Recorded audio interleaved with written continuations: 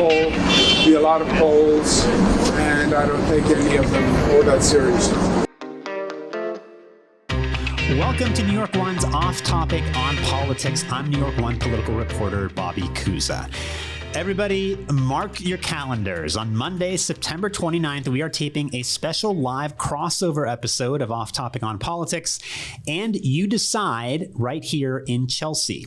I'll be there along with my colleagues, the regular host of Off Topic, Courtney Gross, and the host of the You Decide podcast, Errol Lewis, plus some special guests. It's happening at Racket NYC. That's at 431 West 16th Street. Doors open at 5:30 p.m. and it is free to attend, but you do need to RSVP. It will be a great way to kick off the final month of the mayor's race. Head to ny1.com or the Spectrum News app for more info and to RSVP. We hope to see you there. All right, we are now less than 2 months out from Election Day, and this week we will take stock of the race, beginning with a flurry of new polls that all show Zohran Mamdani with a comfortable lead over Andrew Cuomo, though we all know a lot can change in 2 months, and Mamdani's lead does shrink considerably in a one-on-one matchup with Cuomo. Then we will bring you up to speed on the latest from the campaign trail, including whether Mayor Eric Adams could still drop out of the race, how Cuomo is trying to play 9/11 to his advantage, and why Mamdani made a video of himself playing soccer. And joining me today is our political director, Bob Hardt. Bob, welcome back to the show. It's good to be back, and I'm going to be one of the special guests, I think, at your special podcast. Oh, I didn't know that. I don't even know who the special guest is. I'm crashing the party. I'm just showing up. I didn't do any of the booking for this event. Ayana Harry is also here. I don't know if she's going to be a special guest. I may be a special listener, special viewer. Yeah, although the special podcast taping, I believe, is at the time we are normally on the air, so there may be some scheduling conflicts there. I'll let you work that out, Bob. So looking at the state of the race, up until this point, since the primary in June, we haven't had a lot of polling. And I think we all kind of had a sense for, where the electorate was leaning or, what the sentiment was. But this week, we got a blizzard of polls, 3 of them in the space of, I think, just a couple of days. And they all pretty much show a similar picture of the race, which is Zohran Mamdani well ahead. He's up by 22 points on Andrew Cuomo, and a couple of those polls, another one had him up 15.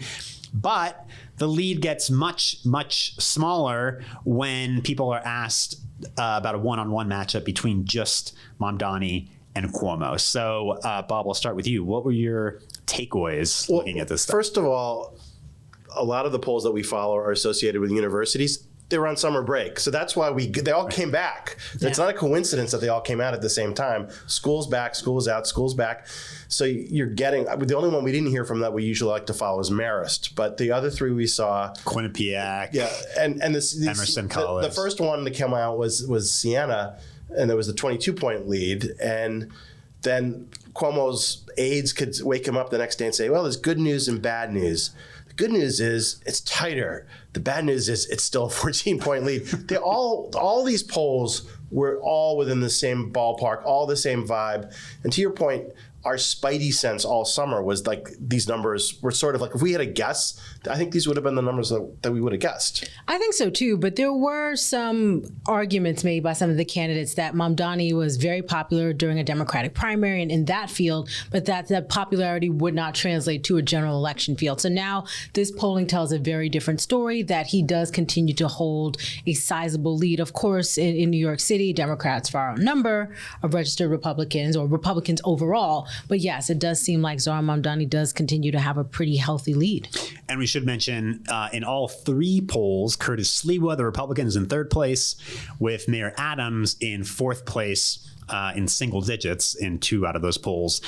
I wanted to say, though, for Andrew Cuomo, going back to the beginning of this year, it seems like eons ago, but if you go back to March, April, May, when it seemed like he was inevitable as the Democratic primary winner, and all these polls had him up 20, 30 points. I remember at the time I had this sort of nagging question, which we probably talked about on the podcast, which is that he had such high unfavorables. Yeah. Every poll showed often over 50% of voters had an unfavorable view of Andrew Cuomo. And that shows up in these polls too. I mean, in every single one of them, his unfavorables, they're 59% in the Siena poll. And then a lot of these polls go through and they ask people about like different aspects of their personalities. And I found these to be fascinating. So, like, for example, in the Siena poll, it said that more people believe that Cuomo would be effective as a mayor. But then when they're asked about all these other personality traits, like whether he has good character, 58% said that does not describe Cuomo well. And Mamdani ranked much higher than Cuomo on whether or not he was inspirational, whether he cares about people like me. And then there was kind of similar findings in the Quinnipiac poll. Most people said Cuomo does not care about the needs and problems of people like me, and that he's not honest. But 57% thought he had good leadership skills. So it's almost like people think this might not be a great guy. Right. You don't want to have lunch with him. Right. You don't want to hang out with him or go to the bar with him. But he can get the job done. But he can get the job done. But the problem, and we see this in the presidential races all the time, like, who would you rather have a beer with? Usually, not always. Usually the person who says, the candidate who says, I'd rather have the beer with that candidate, that's the person who wins. And I think in this case, that's sort of what we're seeing. The only person not to have a net unfavorable of the four major candidates is Mamdani. Yeah. Sliwa did not have a 50% plus unfavorable, but Adams and Cuomo both had the 50 plus, which you just don't see. These are, in many ways, dream opponents for Mamdani. Yeah, and a dream that they're all splitting the field, splitting the opposition. We're going to talk more about that later in the podcast as to what could happen if the field narrows, although there's really no indication at this point that that is going to happen. Another thing I found fascinating about the polls was when they ask about policy proposals, right? So people are very much in support of all of Mamdani's policy proposals, right? The rent freeze, millionaires. Taxing millionaires is like off the charts popular. 71% of voters, I guess that's likely voters in the Siena poll, support a tax on the wealthy. And in a lot of cases, these are the majority of Cuomo voters also support this stuff. They also supported, I should note, they supported Zohran's law, which is Cuomo's plan to try to kick him out of his rent stabilized apartment, sort of, by making people restricting the income levels for getting a rent stabilized apartment. But also, I love this. In the Siena poll, people were asked if having a Democratic socialist mayor is a good thing. More of them said yes. 37% said that's a good thing. 32% said it was bad. 26% said neither. And then they also don't necessarily expect Mamdani to achieve his promises, right? So they like what he's promising, but they don't necessarily expect that he's going to get all of this stuff done, which kind of, it kind of negates the argument that people like Cuomo make, which is like, this guy's promising you all these things, but he's ineffectual. He's not going to get them voters done. know that. Voters are sophisticated enough to know that, of course, the guy's not going to make good on all of these promises, but we kind of like where he's going. And that's what I heard when I was out. We did 2 profile pieces on different neighborhoods, one in Washington Heights, the other in Williamsburg. And in speaking to voters on the streets and asking them about a Mamdani and saying, do you feel that he's able to achieve or accomplish these goals, particularly in Williamsburg? Many people told me, even we understand he may not be able to get all this done, particularly in his first term as a very young mayor, but at least he's talking about these issues. At least he is bringing these conversations to the forefront. And as you can imagine, in Williamsburg, people were particularly focused on affordability and the price of rent, which, is pretty steep there. I don't think there's a lot of rent stabilized apartments. There's some in Williamsburg, but the people who are, dealing with it the most, they won't have their rent freeze by Zohran Mamdani, but they just appreciate the fact that he is bringing this conversation to a much larger audience, and they feel like other people are out of touch and not bringing that as more of a priority and focusing more on public safety.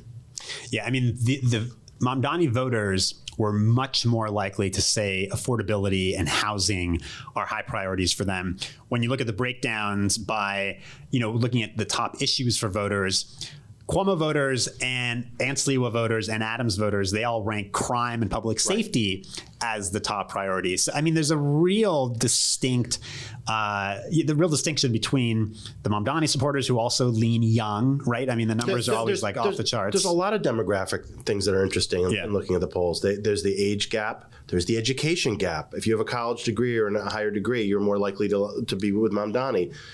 Not as much of a race gap as we thought maybe black vote was almost evenly split. Hispanic vote, though, Mamdani has a lead over Cuomo. Whites as well.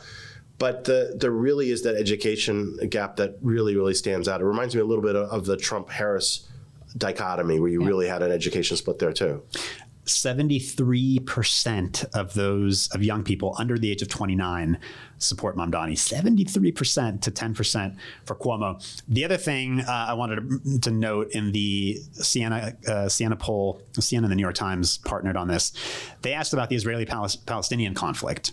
And I thought those numbers were actually surprising. I mean, it goes to show why maybe Cuomo, leaning into this argument that Mamdani is anti-Semitic, maybe hasn't landed with people. Because then when you actually ask the electorate, most of them, or 46% anyway, a plurality, say they sympathize more with Palestinians than they do with Israel. So 46% with Palestinians, 29% with Israel, and then also asked who best addressed the conflict during the primary campaign. 43% say Zohran Mamdani, just 16% say Cuomo. So obviously, what he is trying to argue is not landing with people, right? And I think it points in part to a generational divide in many ways within the Democratic Party. And, in speaking to young voters, they feel like we need a change. We need something different. The status quo and how the party has been run for a long time isn't working for us. And I think that's why Zohran Mamdani is so exciting to them. So I wasn't surprised to hear the numbers from the Siena poll, in particular in terms of views on the Israel-Hamas conflict, because that's kind of what I've been hearing as I'm out and about more and more, that as the conflict continues to carry on, that people are having real questions about the strategy. And there was even a time a few months ago when I think reporters continued to ask Mamdani questions about, his past comments. And, one of the questions I had is, we as journalists are very curious about this, but are New Yorkers curious about it? Are these the questions that they have? Is this where they want to really hold him accountable on, or are they focused on something completely different? But I think Bobby's right, though, that it looks like Cuomo is on the politically on the losing side of the issue when he probably thought he was on the right winning side. The other thing I should caution, because you pointed out the young voters, or we've all been talking about it, is that Mamdani got all these new voters. Yes. And these polling numbers, there was only one poll before the primary that had it right. The Emerson poll, Ayana was pointing out to me. I think if these polls are wrong, they're wrong in undercounting Mamdani votes, because there's a lot of people out there who maybe aren't on the polling rolls when you're calling people up on the landline or cell phone. And I have a feeling there could actually be an even larger group of people voting for Mamdani. Plus, there's an enthusiasm gap. It's funny, and we'll get into this a little more later in the podcast, but when Cuomo has been asked about it this week, like on CNN, he was on with Wolf Blitzer, and he made this comment, these young people, they're all socialists, and they like flooded into New York from other parts of the country. He was like being very dismissive of young people who voted for Mamdani, which he's done before, and I'm not sure is like the best way to try to court that electorate. Yeah. Here's the thing in New York City. You can be a young person who just moved to New York City a year ago, or you can be a real estate magnate who's been here for years and has billions of dollars. You each get one vote on election day. Eric Adams, by the way, who doesn't do great in these polls, but I was trying to look at his numbers, and it's a pretty small sample size because his numbers are so low. But if you look at the breakdowns of Adams' voters, most of them are Trump voters. So more of his voters are Republicans, and more of them are Trump voters than Democrats and Harris voters, which is pretty interesting. I looked at one of the polls, who'd you vote for president? And the Trump voters, it was like 50% would vote for Sliwa, 25 for Adams, and 25 for Cuomo, basically. And that's how it breaks down, which also shows you that if Trump were getting involved, maybe he should be talking to Curtis Lewa and not Eric Adams about clearing the field. Right. All right. We are going to hold there for just a minute. We're going to take a quick break, and then we will talk about whether Mayor Adams is really planning to stick it out to the end. And we'll talk about tickets to the World Cup, which Zohran Mamdani wants to make more affordable.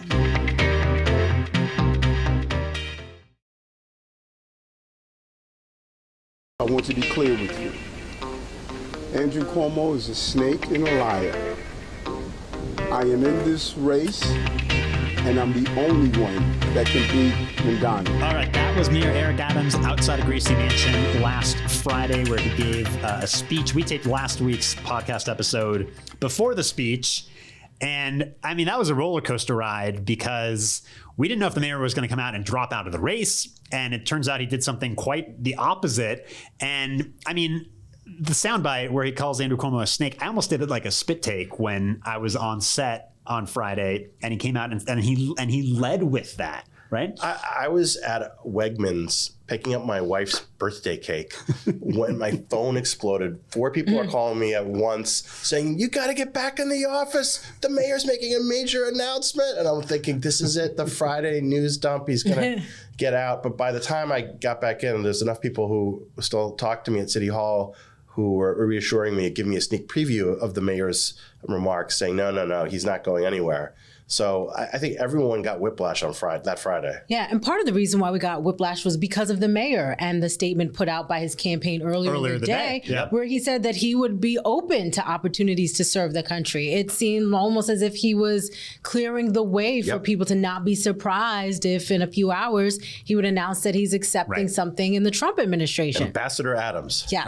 Right. But the mayor was so defiant and angry. It was like he was angry during that speech on Friday. He basically accused the former governor of leading a whispering campaign against him, which probably, knowing Andrew Cuomo's MO sometimes, isn't entirely unfounded.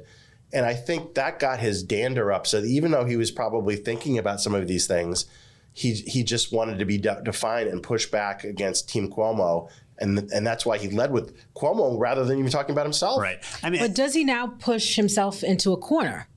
Right. You mean by being so insistent that he's going to stay in the race? Right. Well, he can obviously change his mind, and that was going to be my next question, which is, I mean, if you listen to him on Friday, you're convinced this is a guy who's running. He's sticking it out. He's convinced that he's the guy who can beat Zohran Mamdani. But you never know what the guy's thinking one day to the next. And then on Thursday, today, the day we're taping, there was a story. It was actually a great story that WNBC had, where they talked to some people in a meeting that he had been in with some business leaders that I think was set up by Abney. And it sounded like he was kind of leaving the possibility open again that he might drop out of the race, especially if he did his own polling and presumably found that he was no longer a viable candidate. But these polls are showing you don't need your own polling. that the Adams votes, if you gave every single Adams vote to Andrew Cuomo, which you can't do because there's some Adams voters who don't like Andrew Cuomo, Cuomo still loses like double digits. Yeah. Right. And that's the real problem. The other problem is the ballot is now set. Yes. Barring Jim Walden winning something in court. And that means that even if Eric Adams tomorrow says, I'm out, I vote for Andrew Cuomo, if Curtis Lewa, which does not look like it's happening at all, say, I'm out, vote for Andrew Cuomo, their names are still on the ballot. And that means that some voters, even if they know or don't know that the person's out of the race, they're still going to get votes. And that's why I was a little annoyed this week that all these polls had these hypothetical two-man races, because it's just not going to happen. Right, right. And Curtis Lewa, I mean, again, looking at the numbers, Curtis Lewa was in third place, higher than Eric Adams. And there's, as far as I can tell, Curtis Lewa under no circumstances is going to get out of this race, right? I mean, even more than Mayor Adams, he is defiant. He is clearly, in no way indebted to Donald Trump. And he's going to be in the race no matter what. And if he's, polling at 15% or even 10%, that's 10% that's not going to Andrew Cuomo, and that could make the difference in the race. It would be fruitless for the president or anybody from the White House, his family, friends, some of whom I know, to try to encourage me to drop out. Right? He loves attention. Curtis Lewa loves attention. He's loved attention since he created the Guardian Angels in the late 1970s.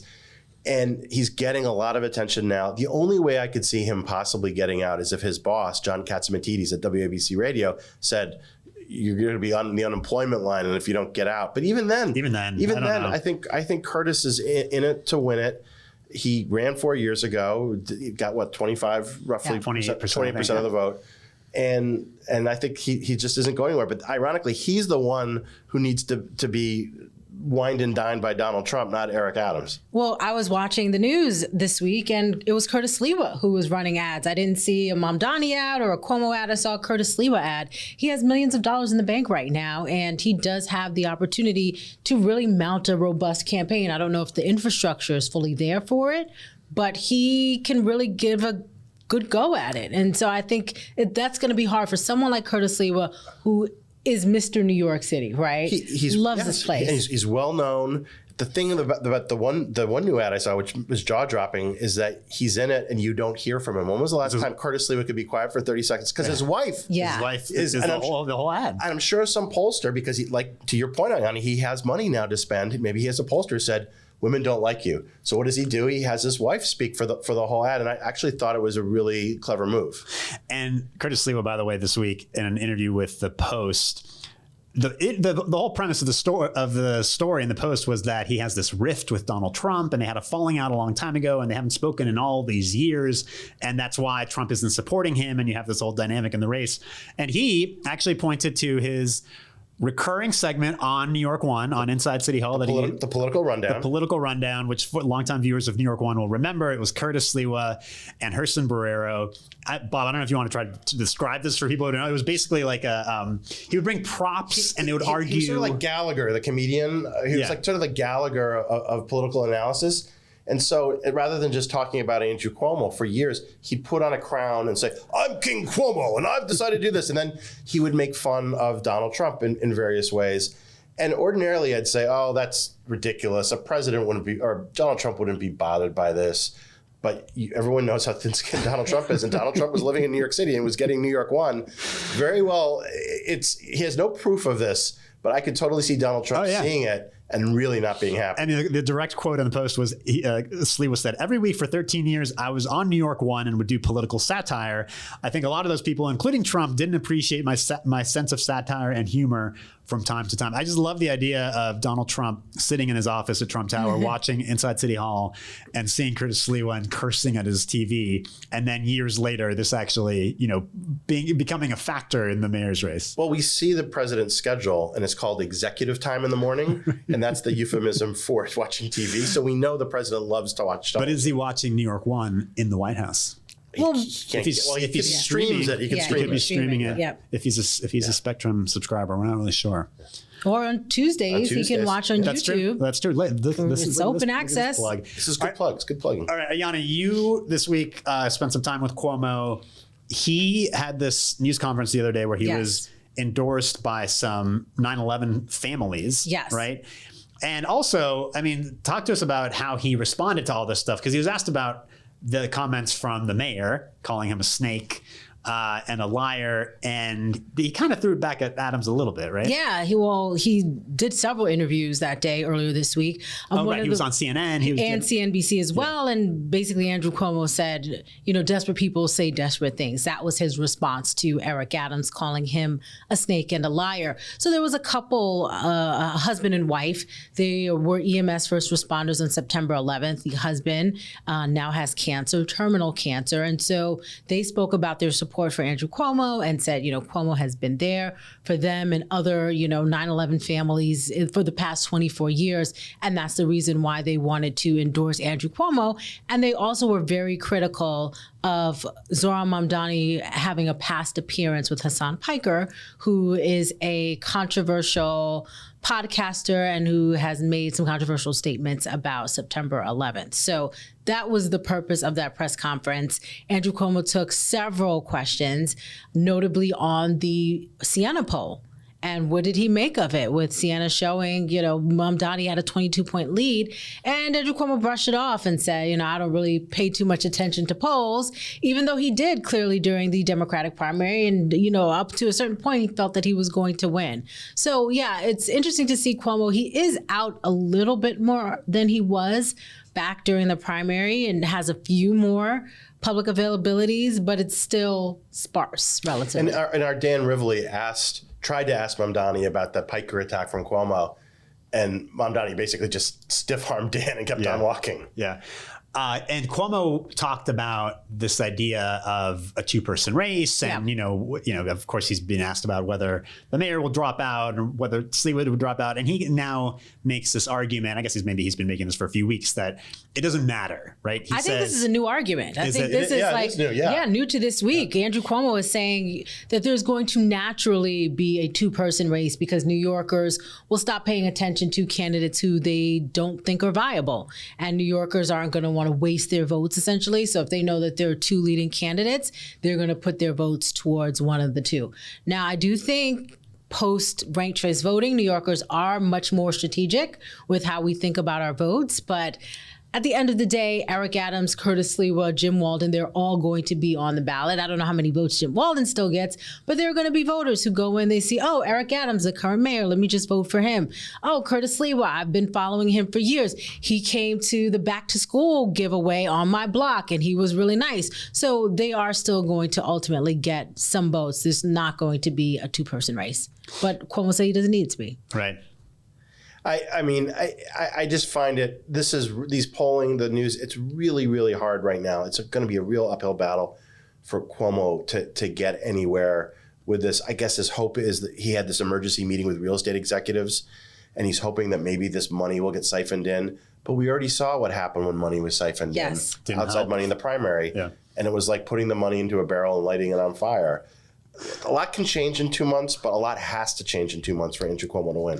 And I think, when you have news of these meetings happening and all of these, prominent New Yorkers with, coming from wealthy families trying to back Andrew Cuomo, I feel like that almost emboldens Mamdani supporters. And they're like, this is exactly the type of politics that we don't like. This is exactly what we're trying to vote in and vote out. So I think this perception that a few New Yorkers with a lot of money can basically call the race for Andrew Cuomo or fix it for his behalf, I think that just turns people off even more from the political system as it is. He also makes this argument that Mamdani doesn't have a majority support, right?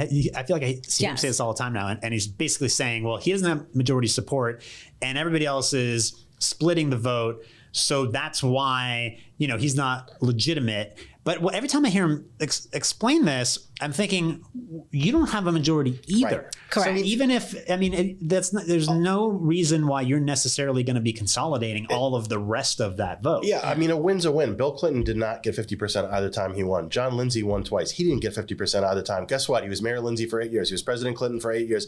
This is the political math you were given, Andrew Cuomo. Deal with it. And I understand this is him sort of griping about where things are, but that's the lay of the political land right now. Yeah, and if Zohran Mamdani is getting 46% of the vote as he is in the Siena poll, that's still pretty good. That's pretty close. Four-man race. Right. Especially when you factor in the margin of error. He's pretty close to 50. Yep. All right, let's talk about soccer. For those who haven't seen, Zohran Mamdani put out another social media video this week where he's playing soccer. I don't know if you guys both watched this, but he's playing soccer. He's talking about the World Cup. His soccer skills aren't bad, right? Better than his weightlifting skills. Right. That was a social media video that didn't go quite as well last weekend or 2 weekends ago. Anyway, the point is, Mamdani's talking about FIFA and World Cup tickets. The World Cup's happening next year. I was about to say in New York, but it's really happening in New Jersey.